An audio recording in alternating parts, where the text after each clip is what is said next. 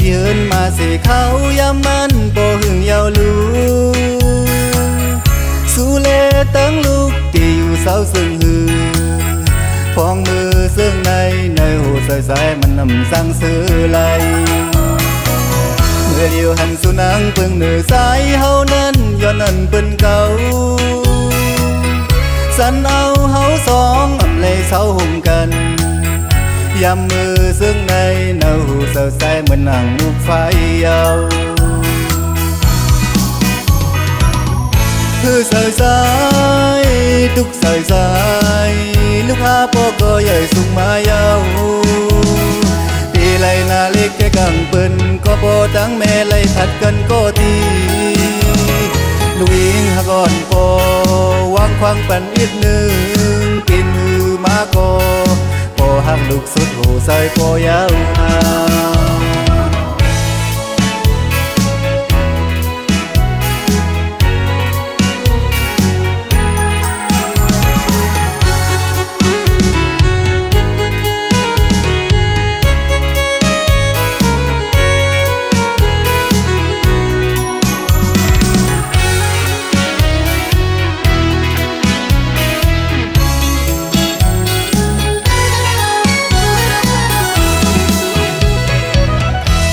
ถึงเมื่อเฮาหักกันเขาย้ำวันเสื่ออันปนมา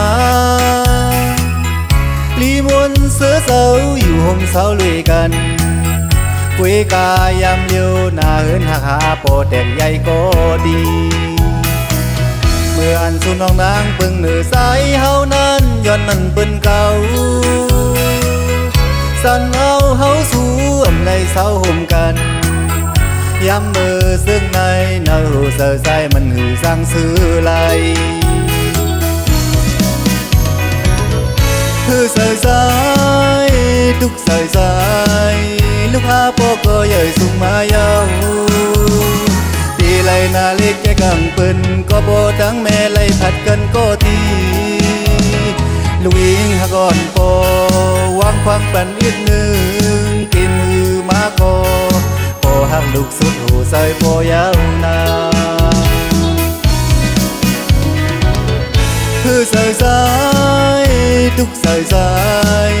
ลูกค้าพอก็ใหญ่สูงมายาวตีไหลนาเล็กแค่กังเปิ้นก็บ่ตั้งแม่ไหลผัดกันก็ที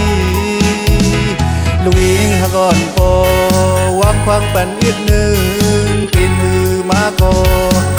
หักลูกสุดหูใส่พอยาวนากินหือมาก็หักลูกสุดหูใส่พอยาวนา